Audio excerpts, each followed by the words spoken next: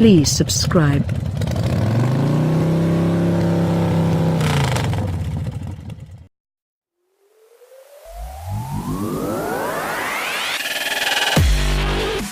As of this writing, we've strapped our test gear to 18 different 991.2 generation Porsche 911 models.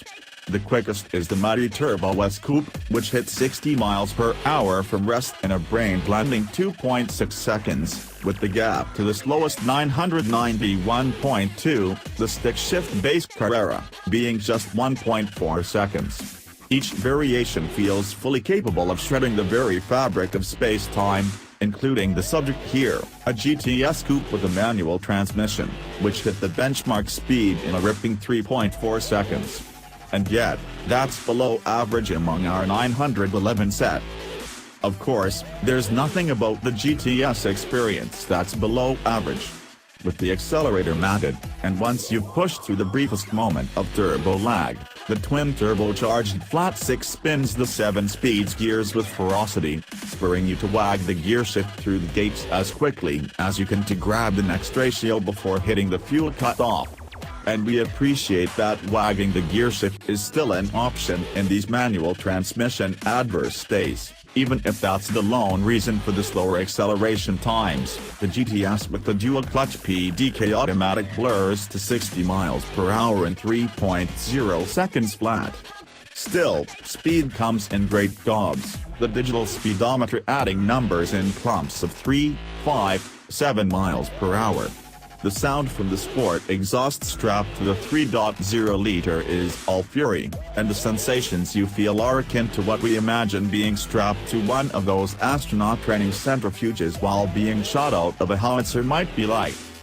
You likely know what GTS means in Porsche speak, but the Doctor explanation is that it's a rear-wheel drive carrera with 30 more horsepower, aggressive visual mods, and all the tasty performance options baked into the wider Carrera 4 body at a nicer price than ordering everything individually.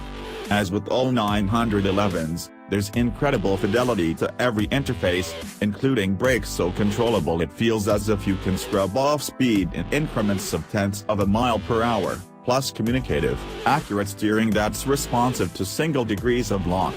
From 70 miles per hour, the binders can have you stationary in 141 feet, and the GTS clings to the road surface with 1.06 grams of lateral grip, enough to draw the wax from your ears.